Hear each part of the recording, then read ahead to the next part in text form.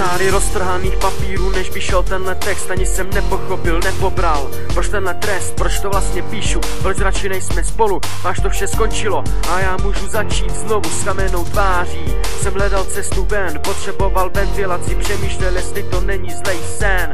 Když se ohlédnu, tak vidím spousty vzpomínek a hnedka zatím sám na sebe spousty výčítek. Spadl jsem z obláčků na tvrdou zem, pochopil jsem svoji situaci, vím, na čem jsem, snad je to chyba má, že jsem tě takhle ztratil. Možná bych vrátil čas a všechny věci spravil, jen na dlouhou cestu alespoň jsem mohl zabrat, ale ne, já si to musel takhle zbabrat. Byla si jediná, kterou jsem já chtěl, nevyčíslitelný pokládek, který jsem kdy měl. Já miloval tě a teď je všechno pryč, ze dne na den prázdnota, už to nebude jak dřív.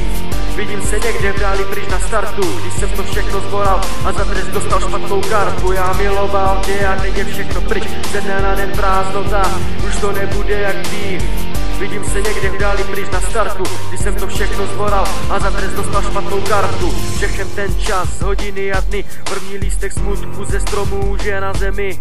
Čas vylečil bolest, já našel nový úhel rozhledu, spousta jiných možností, kam svoje kroky povedu. Uzavřená etapa, obracím list, začínám psát nový příběh a nechci se zastavit. Už bylo spousty slov a spousty debat a já neměl jinou možnost, než to všechno vstřebat.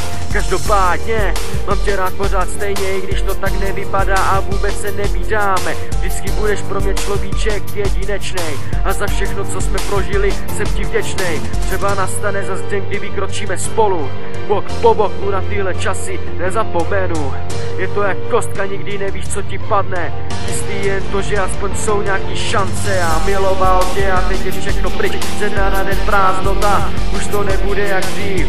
Vidím se někde v dáli pryč na startu, když jsem to všechno zboral a za trest dostal špatnou kartu. Já miloval tě a teď je všechno pryč, ze dne na den prázdnota, už to nebude jak dřív.